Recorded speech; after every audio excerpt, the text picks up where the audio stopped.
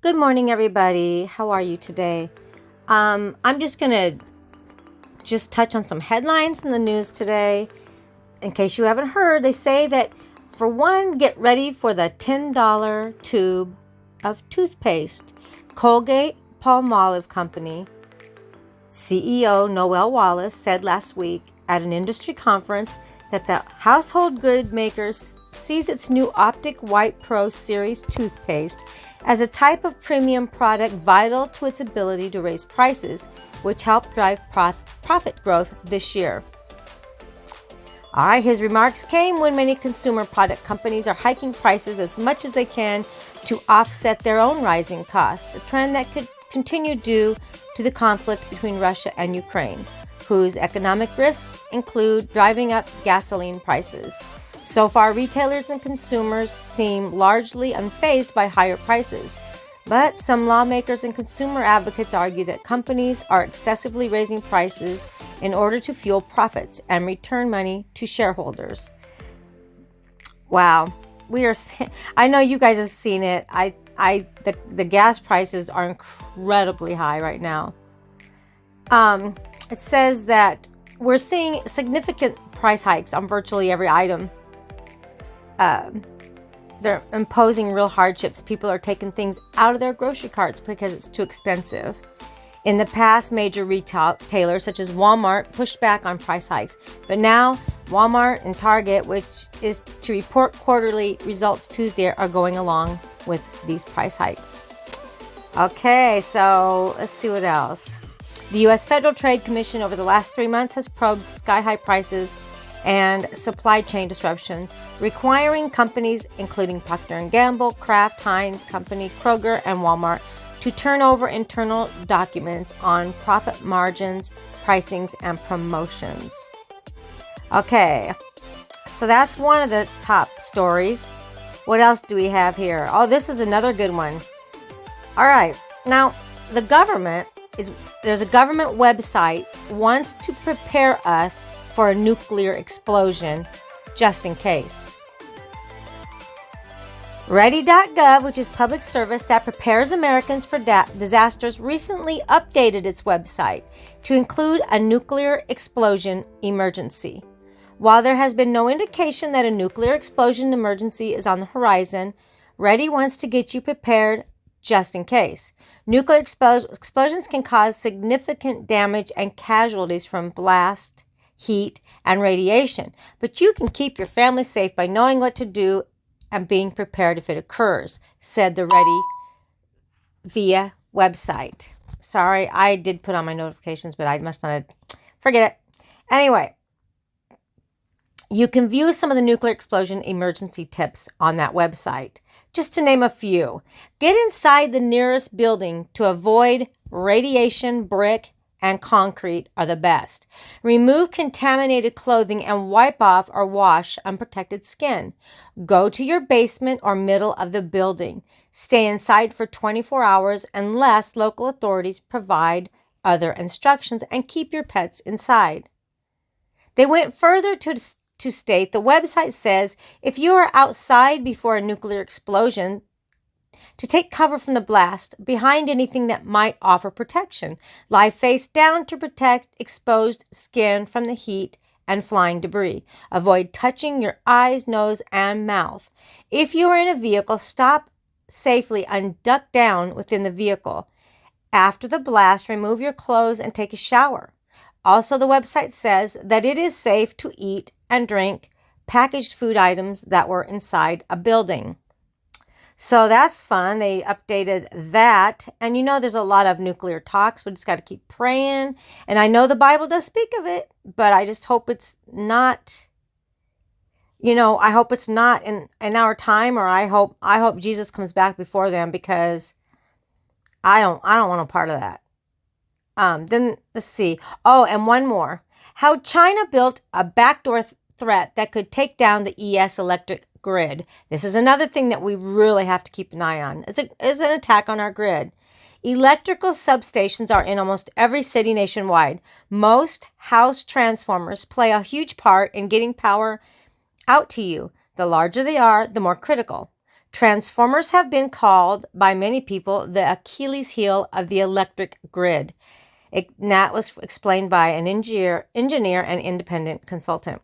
Transformers take voltage sent by power plants and convert it to a level that can be distributed. Essentially, they keep electricity flowing at safe levels. While the U.S. electric grid consists of thousands of them, the high voltage carriers make up less than 3%. Even so, they are responsible for transporting 60 to 70% of our electricity. These are 500-ton, 20-foot tall, multi-million-dollar machines. They're custom made in China, and experts say that while the U.S. is busy securing its networks, China has the ability and opportunity to sabotage the equipment that we rely on that they manufacture. Essentially, they've created a backdoor into our electric grid. What they have is the ability to do, they have their finger on that trigger today, that they can take over that transformer and everything that transformer supplies coming in or going out. That's a very big deal, and this is no hypothetical warning. The U.S. has already discovered backdoor electronics in a Chinese-made transformer. It was that discovery that led then President Donald Trump to sign an executive order in May of 2020 banning the acquisition, importation, transfer, or installation of any bulk power systems from foreign adversaries. The discovery also led to something that's never happened before. All right, let me read more. You guys kind of seeing all the things that we have to look forward to every day. But get your life right with God. And all right, let's see. I'm going to read on. The next large transformer from China that arrived at the port of Houston was intercepted by the U.S. Department of Energy and taken to the Sandia National Laboratory. Remember, this is a 500-ton, multi-million-dollar machine. So there was a utility missing. A journalist who has been covering energy field for decades said when he approached the Energy Department about the missing transformer, he was met with a veil of silence. No comment to me is very much a comment. It says there's smoke and there must be fire. So not only do our domestic utilities not know what has been found, our closest allies that also have Chinese-made transformers do not know what has been found. There are more than 200 of these large Chinese transformers in our electric grid today. One accounts for 10% of the power going to New York City. Another supplies 18 to 20% of the power going to Las Vegas. Yet, the U.S. is focused on our cyber networks, something China has already proven it can bypass. Instead of trying to hack all of these networks and everything else to get in, all they did was put in some hardware that will allow them to send signals. So instead of sending a voltage signal that's coming from a voltage sensor in that transformer, they can send a signal from Beijing into that piece of equipment. In February of 2021, an Arctic blast froze 40% of Texas's electric grid. Millions of homes and businesses were left without power. Do you remember that? The outage lasted only days, but more than 100 people died. Back in 2012, then Secretary of Defense Leon Panetta warned a room full of business leaders about the scope of a true attack on the U.S. grid. The collective result of these kinds of attacks could be a cyber Pearl Harbor, an attack that could cause physical destruction and loss of life, an attack that would paralyze and shock the nation and create a new, profound sense of vulnerability, Panetta predicted. Weiss said this reporter said that the question is not if this kind of attack will happen, but rather, will we even know it was a cyber attack? What a sophisticated attacker will do, and Russia and China, even Iran and North Korea now fit into this, they will make a cyber attack look like an equipment malfunction. Wow. The reporter points to Stuxnet, the U.S. cyber attack that took out a fifth of Iran's nuclear centrifuges. For a year, an entire year, the centrifuges were being destroyed. The people inside they could hear these centrifuges screaming. They never even thought that cyber was the problem. They simply thought it was a systemic design flaw.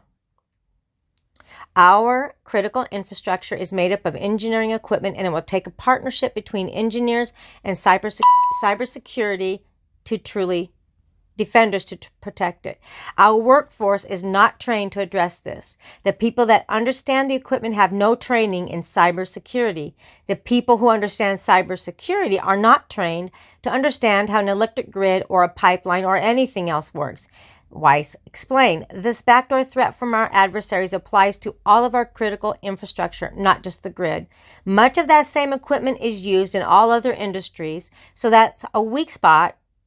So what's a weak spot for the electric industry is just as much a weak spot for every other industry, Weiss said. This Weiss is his last name, and this is the reporter that's been covering this.